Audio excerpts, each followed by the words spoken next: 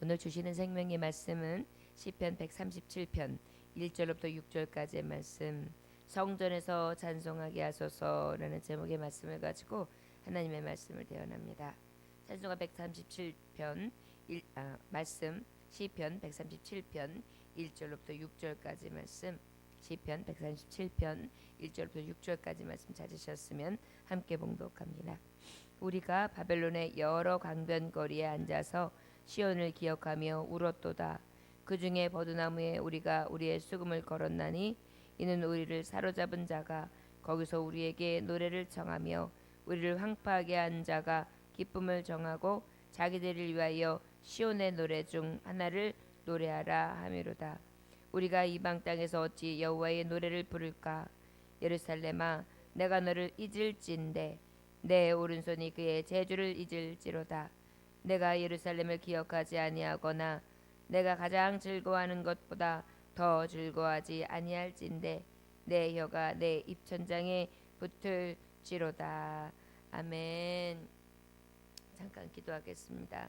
주님, 우리가 어찌 보면 바벨론이나 또한 그 외에 우리가 살았던 많은 열국으로 인하여 지배받는 그러한 생활보다 어둠 악한 영에 의해서 지배받는 것이 너무나 비참하고 고통스러운 줄 우리는 영적 삶을 살아가면서 더 많이 느낍니다.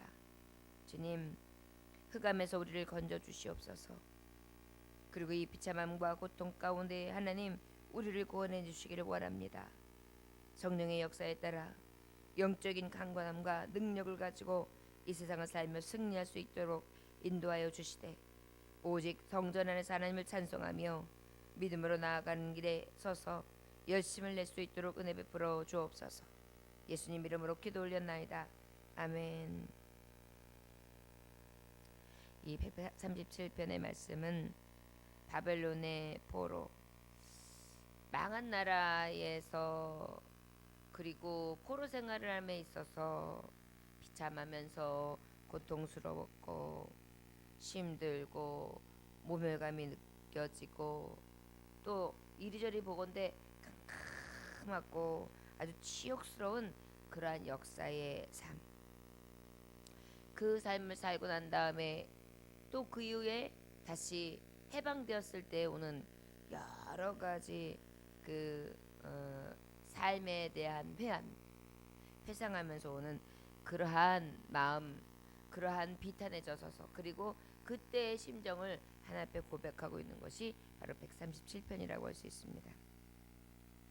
1절의 말씀해 보니까 우리가 바벨론의 여러 강변 거기에 앉아서 시온을 기억하며 울었다라고 말씀하고 있는데, 바벨론의 여러 강변을 얘기한다는 것은 유브라데 강, 그 그발강, 그 다음에 올레 강변 등 그 여러 가지 강이 흐르는 강줄기 그 근처에서 크고 작은 강가에서 어떻게 해요? 앉아서 시온을 기억하며 울었었다 얘기해요. 우리가 이렇게 지나다 보면은 가만히 있다가도 어느 틈엔가 나 바다에 가고 싶어, 저 한강변에 가고 싶어, 이런 마음이 생길 때 보면은 어때요? 좀 울적하고 좀 마음이 캄캄하고 어둡고 힘들 때 나가보고 싶어 그래가지고 그런 마음이 훅 들어올 때가 있어요. 그런데 그 마음이 이제 특별히 이렇게 서글프고 힘들 때 강가에 앉아가지고 딱 있으면 나도 모르게 눈물이 뚜루루 그래서 어때요? 그래서 기억하고 또 여러 가지 전에 있었던 어려웠던 일, 또 힘들었던 추억, 그리고 지금도 안고 있는 나의 아픔, 고통 때문에 이렇게 눈물이 또르르 흐르는 것을 우리가 경험했던 적들이 또 경험하고 있는 그런 현실, 또 과거가 있습니다. 특별히 시온은 하나님의 성전이고 하나님의 임재가 있는 곳이고 예배와 찬송과 기도가 있는 곳이지요. 그런데 그 시온을 기억하면서 울었다는 것입니다. 여러분, 지금 우리는 코로나19로 인해서 그 전염병 때문에 지금 예배를 등한시하고 또 여러 도피청을 찾고 뭐 집에서 있어야 된다, 거리를 둬야 된다, 뭐 이러면서 지금 굉장히 두려움이 휩싸여 있지요. 그런데 제가 생각할 때는 가장 두려운 것은 사실은요, 이런 전염병이 아닌 것 같아요. 전염병 때문에 지금 예배를 멀리하고 있고 성전을 멀리하고 있는데, 사실 우리 영혼을 봤을 때 제일 두려운 것이 지금 성전 생활을 하지 못하는 것 아닐까라는 생각이 듭니다. 우리는요, 어떠한 상황에 처했든지 성전에 나와서 예배하지 못하고 찬송하지 못하고 기도하지 못하는 것, 이것이 가장 큰 슬픔이 돼야 되거든요. 그런데 오히려 우리의 육신에 대한 위협, 여러 가지 환경적인 어려움, 이것 때문에 도리어 시온을 입고 찬송을 입고 예배를 드린다면 이것은 아마 흑암이 가장 바라고 원하는 계기일 것입니다. 우리가 그것을 생각하면서 어찌하였든 하나님 앞에 더 부르짖고 어떤 방법이든 성전을 더 찾으면서 기도하고 하나님을 가까이 할 수 있는 그런 은혜가 있어지시길 주님으로 축원합니다. 하나님 없이 사는 자들 시온을 인해 눈물을 흘리며 그렇게 기도하고요, 또 찾고요. 그리고 늘 하나님을 사모하되, 특별히 이 교회의 황폐함 때문에 더 슬퍼하고 더 마음 아파하는 교회를 향한 진정한 마음이 저와 여러분들에게 있어지시길 주님으로 축원합니다. 2절에 그 중에 버드남에 우리가 우리의 수금을 걸었나니 라고 기록하고 있는데, 이것은 바로 무엇이냐면은 포로된 슬픔으로 인해 가지고 연주하기를 그쳤다는 거예요. 하나님 앞에 수금과 깊이 바로 찬양을 하는데 그 수금을 딱 걸어둔 거예요. 왜 그럴까요? 하나님의 성전이 아니고 하나님의 임재가 아니고 하나님의 은혜가 아닌 곳에서 하나님을 찬양하기 싫은 거예요. 사로잡혀 있고 포로다가 됐고 압제되어 있는 이 황폐한 이곳에서 하나님을 기쁘시게 해야 되는데, 하나님을 즐겁게 해드려야 되는데 노래하고 싶지 않았던 거예요. 노래할 수 없었던 거예요. 왜요? 찬송은 하나님을 즐겁게 하고 찬송하는 것이지 사람을 즐겁게 하거나 사람 기뻐하는 것이 아니라는 것을 너무나 잘 알았기 때문에 하나님 기뻐하시지 아니하시는 것을 할 수 없었고, 오직 하나님이 거하시는 임재를 느끼며 그곳에서 하나님을 찬송하기를 원했다는 것입니다. 3절 이는 우리를 사로잡은 자가 거기서 우리에게 노래를 청하며 우리를 황폐하게 한 자가 기쁨을 청하고 자기들이 위하여 시온의 노래 중 하나를 노래하라 하미로다. 얼마나 치욕스러운지 몰라요. 지금 뭐라고 말하고 있느냐면 자신을 사로잡고 포로되었는데 노래를 하라는 거예요. 그런데 이스라엘의 노래라는 것은 하나님 찬양밖에 없었단 말이에요. 시온의 사람을 찬양했단 말이에요. 하나님 빠진 찬양이 없었단 말이에요. 그런데 어때요? 저들의 영을 즐기기 위해서 수금을 타라는 거예요. 하나님 찬양인데 저들의 기쁨과 저들의 만족을 위하여 찬양을 하는 거예요. 그 요구에 응할 수 없었다는 거예요. 그래서 어때요? 아예 찬양을 하지 않겠다, 수금을 걸었다는 거죠. 얼마나 하나님을 향한 마음, 찬송하고 싶어하는 마음이 가득하며 이 시온에서 들려지는 찬송이 얼마나 귀한지를 사모하고 또 사모했던 그런 고백이 아닌가 싶습니다. 아, 내가 너를 잊을진대 내 오른손에 그의 제주를 잊을지로다. 예루살렘아, 내가 너를 잊을진대 내 오른손이 그의 제주를 잊을지로다. 내가 예루살렘이 기억하지 아니하거나 내가 가장 즐거워하는 것보다 더 즐거워하지 아니할진대 내 혀가 내 천장에 붙을지로다. 내가 예루살렘을 기억하지 아니하거나 내가 너를 나의 제일 즐거워하는 것보다 지나치게 아니할지내 내 혀가 이 천장에 붙을지어다. 이건 바로 무엇이냐면 예루살렘을 기억할 뿐만이 아니라 이 세상에서 가장 즐거워하는 것이 하나님 앞에 찬송하는 것이라고 고백하는 거예요. 이것을 떠나서는, 시온을 떠나서는 하나님 아버지 앞에서 찬양하지 않고서는 그 어떤 곳에서도 하고 싶지 않다는 거예요. 아버지를 향한 충심이 느껴지는 거죠.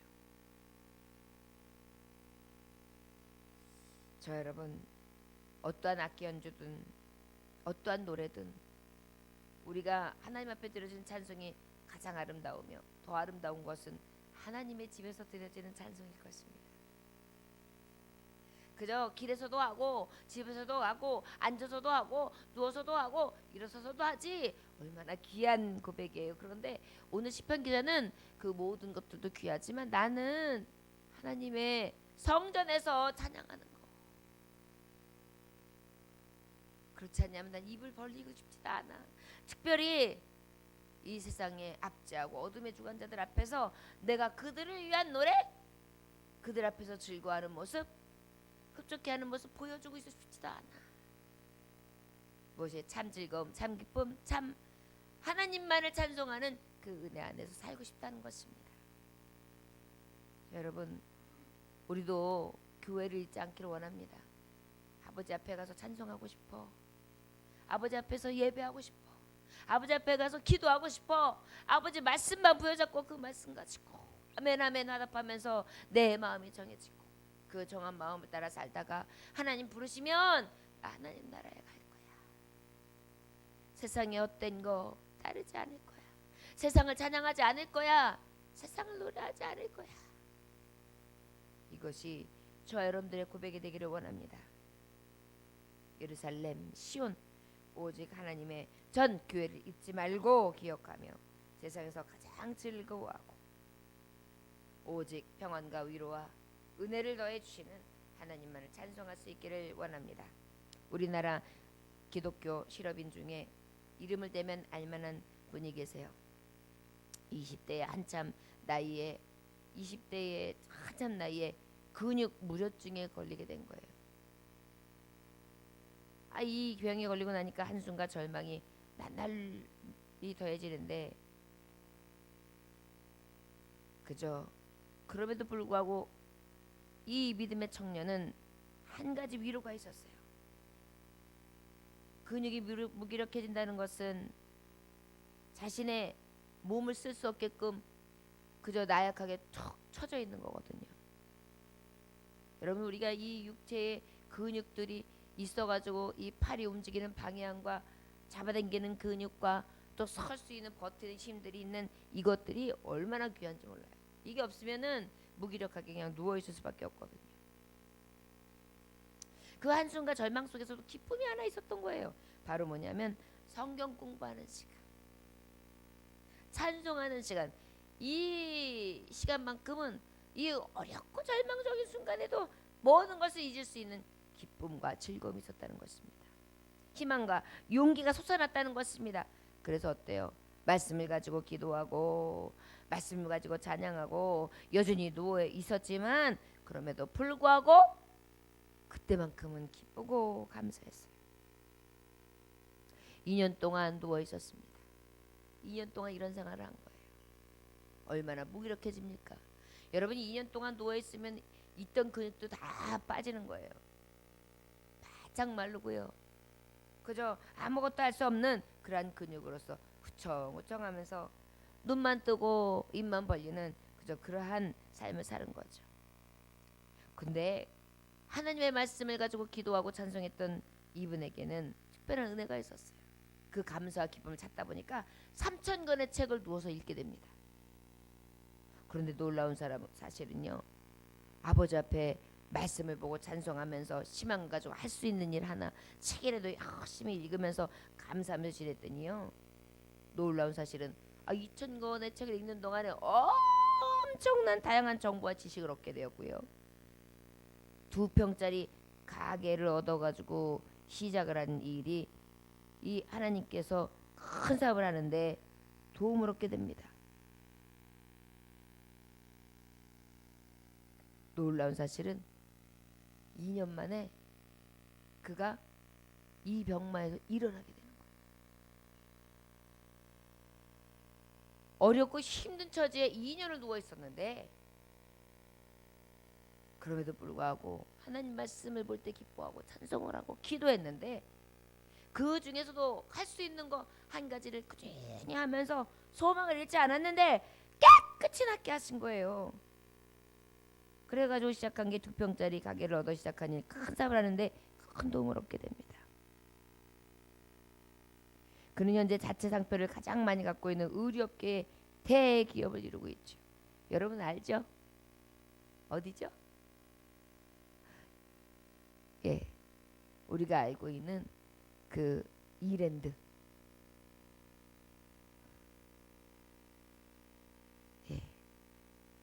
얼마나 큰 사업 의류업계 최고입니까? 이렇게 하고 일어나가지고 2평짜리 가게를 시작했는데 그것이 굴지의 큰 기업이 이런데 지금도요 그 크리스찬 신앙을 가진 그 창업의 그 근간이 흔들리지를 않고 있어요. 이 기업이. 얼마 전에서는 이 기업을 상대로 뭐 어떤 기사도 막 나와가지고 방송도 하는데 뭐 그 중에 어떤 사람 한 사람이 이제 불평을 하는 거예요. 사원 중에 예배를 억지로 드리게 한다.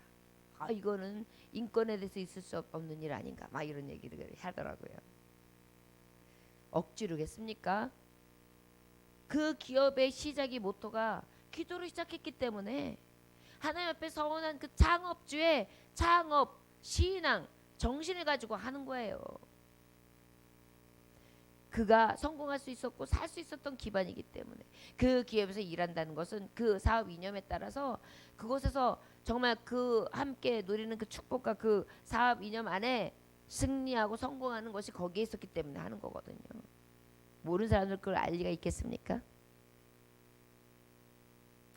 저 여러분 인간 앞에는요 앞을 내다보는 능력은 전혀 없어요.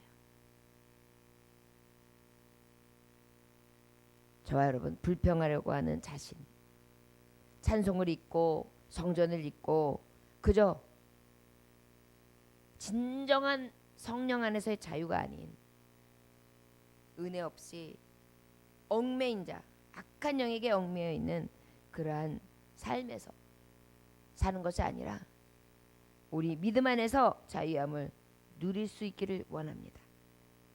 그랬을 때 승리하는 거예요. 하나님을 찬송하는 것입니다. 두려워함에서 승리하려거든 기도해야 돼요.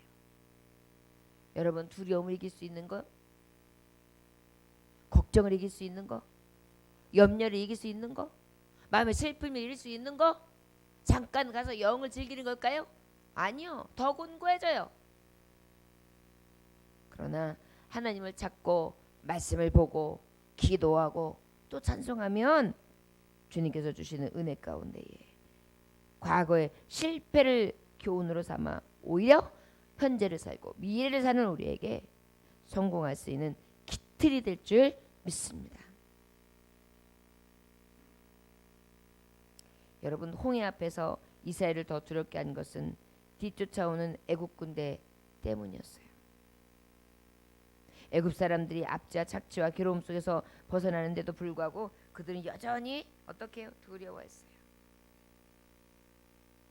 그럴 때 여러분 홍해가 있고 그 두려움과 그 뒤쫓아오는 추격 앞에 우리가 무엇으로 피했습니까? 여러분 홍해를 가를 수 있고 우리를 피난처 피해야 할 수 있는 길을 내시는 이가 하나님이에요. 성도 우리 하나님의 자녀들은요 오직 하나님만이 피난처라는 것을 기억하시기를 원합니다. 이 성전이 피난처예요. 이 예배가 피난처예요.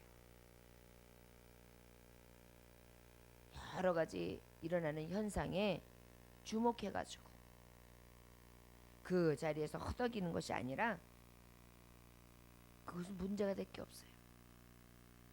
우리는 오직 피난처 대신 하나님이 우리에게 계시기 때문입니다.